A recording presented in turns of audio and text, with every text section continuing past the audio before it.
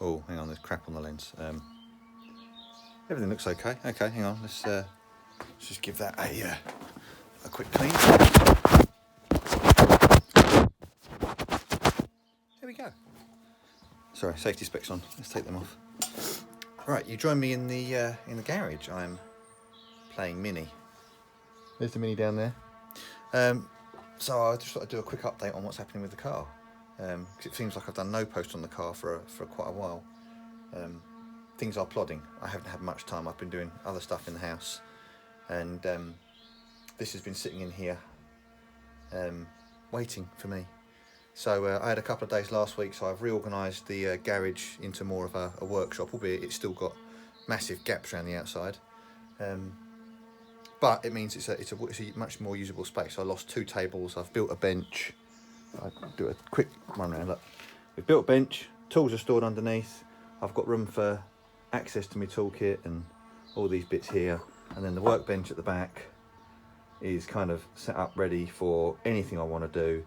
I am going to get a sheet of aluminium to go on here so that I've got something that I can like spray and wipe clean, because it's a pain in the butt doing anything with the old placemats on there. Gearbox hiding in the corner.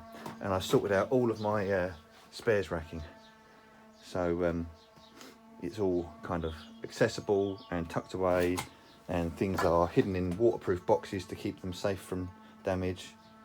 Down here is a gas flow cylinder head. If anyone's looking for one, drop me a line. There's the 3 BMW heads waiting to go off to be machined. I just haven't got time, but I just thought I'd give you a quick update on what I have been doing. So this is the subframe that was in the car was potentially twisted, so I've picked up another one, but it was covered in not just the Rover paint. I managed to get it all off now in most places. I don't know if you can see it up here, but there was some really horrible thick like hammerite brushed on stuff on it, and it was awful to get off. It was largely scraped off, and then I've used all manner of wheels and grinders and stuff to remove it.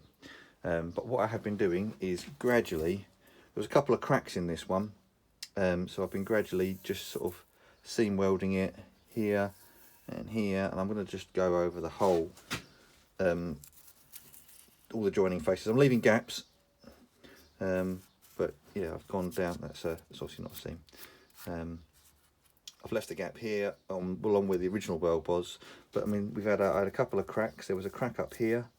I haven't ground any of these back yet, so they're ugly as sin, but when you compare my weld to that's an original Rover weld, don't think I'm doing too bad, to be fair. It'll match in quite nicely with the rest of the car. I mean, I am going to come all the way around this top tower as well, because I remember from the rallycross days, it was one of those places that you tend to find they fractured because of the constant impact. But having a lowered car that's running quite hard suspension, probably red dot cones, I don't want to risk that detaching or cracking, so I'm going to seam weld that bad boy. I've got the Owens subframe strengthening kit.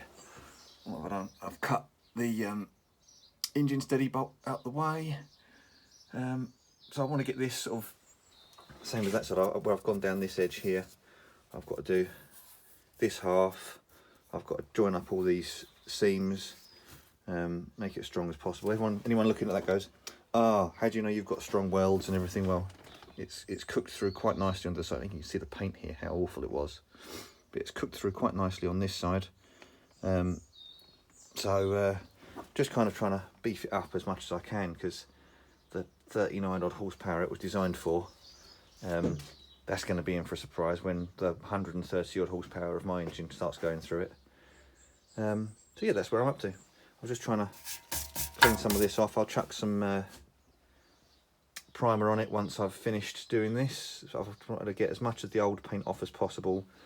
Then I'm going to do some U-Pol etch probably, and then some high build filler in certain places, just to sort of, and I've got some Tiger Seal, but to tidy the bits that I can't really get into, because yeah, as strong as that is, I can't get in there and make it look pretty. So I might dob of Tiger Seal and then paint over it with some high build primer or something. But the idea is just to make the subframe look as nice as possible, because once the subframe is then done, I'm going to paint it myself, and then I can fit the subframe into the car. I can then drop the gearbox in the hole like I did last time, get the block, rest that on top. I can get one of these heads and rest it on top. So I've kind of built up the assembly as it goes, and then I can trial fit the front radiator so that I know where to put the mountings in here. And I want to get it to a point where the subframe's built up, ready to go, suspension's all done, I can drop it on its wheels, and then as soon as I've built the bottom end, I can get that in the car and I can start fabricating the wiring loom around the car. So, you know, there's a lot to be done, and I don't really need to spend any money now. I've kind of got everything I need. I just need time. So it's just trying to find those windows of time. So I'm on a late shift this week. So this morning, it's a miserable morning. No one's going to be in their garden. I don't mind making a hell of a lot of noise with an angle grinder and a compressor going and everything. So it's, yeah, I'm making some progress this week. I have got other jobs to do in the house because the house is never, ever done.